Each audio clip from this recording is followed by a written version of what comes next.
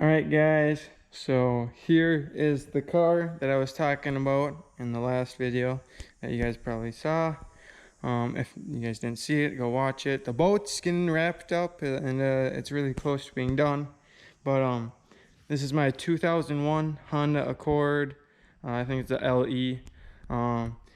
And we had this in at work, and we were diagnosing it, and we noticed over here in the coolant reservoir, after it was running for a while, air was getting pushed into there and the level was rising.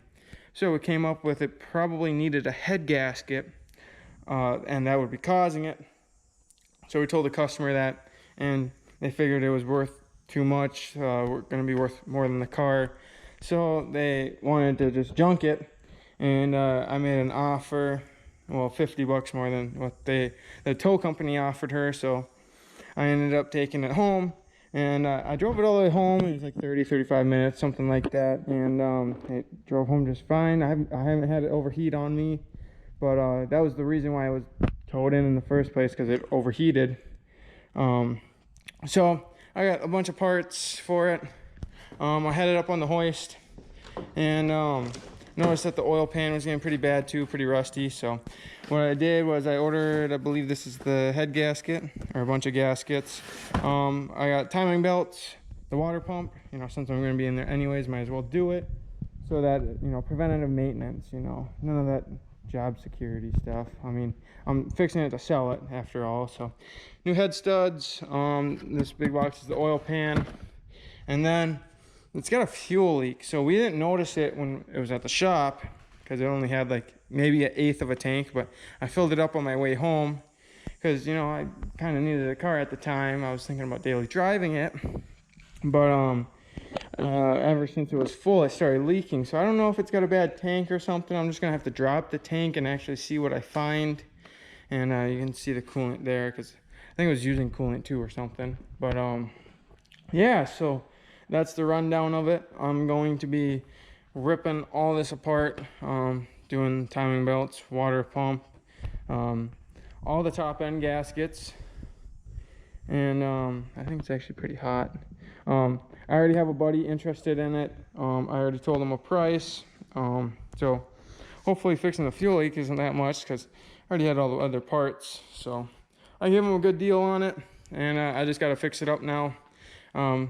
It's actually drivable, so I had him test drive it, and he's really interested. So now I just gotta get it done, and now this is where we're at. So it's probably been sitting outside for like 4 weeks now or so, a month.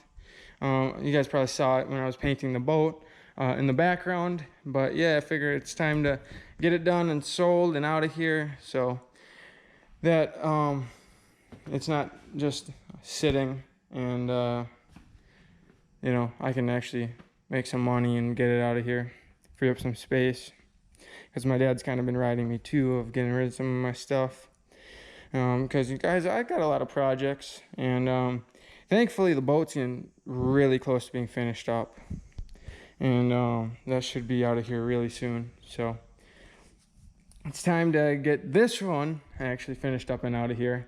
And we're gonna start by, well, I wish I had a fan, because I'm pretty sure this is hot, and I know I gotta take that off, the manifold. So I might have to let it cool down, but anyways, I'm gonna get right started on it, and I'll show you guys my progress as I go. So here we go. Alright guys, so after that last clip, I actually went ahead and lifted it, and you guys can see underneath, I live up north in Minnesota, so we have pretty bad rust, but you can see how the tank is wet, and that's definitely not going to be fun to drop down. There's a lot of bracing, so I'll have to figure that out. But for being up here, this actually is a pretty nice car, because mostly everything rots out at the subframe. This thing is actually really nice still, and it's got a little bit of some stuff leaking. Most of it might be the oil pan gasket right there, and some of the valve cover gasket, but I'm redoing all that anyways, so when I'm done there shouldn't be any leaks, or maybe it's something, because that's definitely coming from the top. So that's definitely top end, because there's the intake manifold, and that's even wet. So I don't know, probably bad valve cover gasket for sure. There's a little bit of coolant actually right there, so wonder where that's coming from. But anyways, I got the parts that I'm going to be changing. This is just from the AC, so yep, it's you know, not bad. It's actually a pretty nice car. It drives really nice still, and yeah, it's in pretty good shape, at least for being 19 years old. I mean, yeah, it's got some rust starting and a little bit of cosmetic damage and a cracked windshield, but right there's the worst part of it.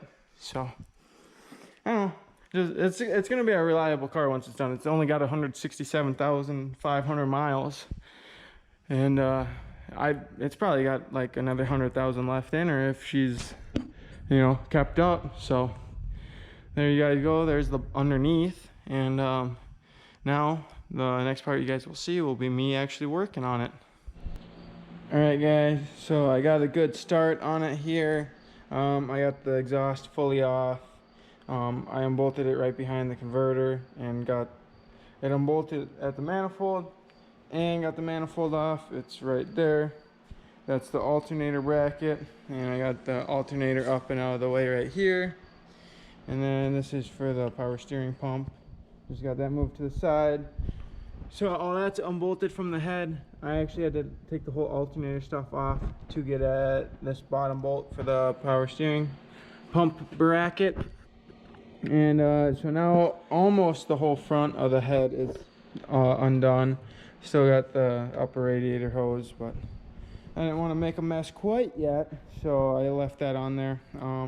Now I still, before I start doing anything else with the head, I still gotta see about the cover and get in here so I can actually get to the belts and do the timing belt, because well, first I gotta find top dead center before I touch anything, and then I gotta take the belt off so that I can pull the head, because it is overhead cam, as you guys can see right in here.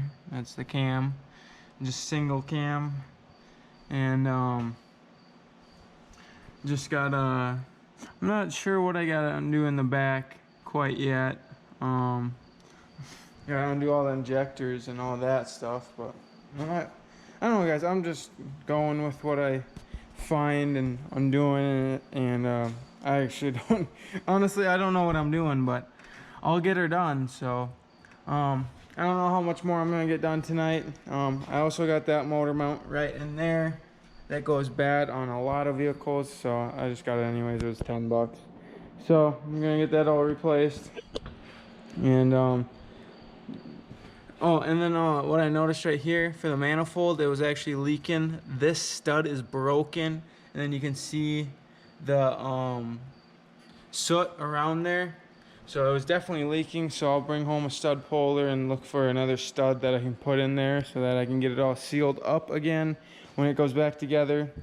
And then you can see in the back that the valve cover gasket was definitely leaking. All that's just soaked. So it's actually good because I'm putting all the new gaskets on there. So it's good because the new valve cover gasket needed an exhaust manifold gasket and stud. So getting it all fixed up and all done. So I gotta just figure out how to do the timing belt and what else I gotta unhook, because guys, this was an 8-hour job, so definitely a lot of work, and I'll definitely learn from it. So that's why I like to do stuff like this, because I get to figure out how it all goes together and what you all have to do. So I'm gonna keep on working away at it. I don't know if I'm gonna do much more tonight, but like you know, I'm gonna keep on plugging and chugging. So definitely gonna try and get all of it off tomorrow, and then go from there. So I don't know, definitely gonna try and get it done as fast as I can. So I'm gonna keep on keeping on. All right, so I got a little bit farther on the Honda here. I got the cover off, and I just undid the hose for the power steering pump and got that moved out of the way. And so now, you know, I got plenty of room to access it all, and set it up there by the alternator. So I'll be honest with you guys, I think I'm just gonna have to look up a video on this or something, because I'm not sure how to get this cover off, and I want to see someone else you know, take it apart and line up top dead center. Like, you know, just watch a video of someone looking up, you know, for the timing belt. And then it looks like I just got to unbolt the intake manifold, just like how the exhaust manifold was, and then go from there basically. So I don't know, it seems like I'm probably not halfway, you know, because this is just the easy stuff. You know, I got the dipstick out and stuff, but yeah, this is just the simple stuff. And that was just some thunder, if you guys heard that. But yeah, it's a good start, and I'll see how to go about that and lining that up, because probably that is next, and then behind the motor. Yeah, so it's a good start, and we'll pick up back with it tomorrow when I'm done with work. So there you guys have it, and I'll continue tomorrow.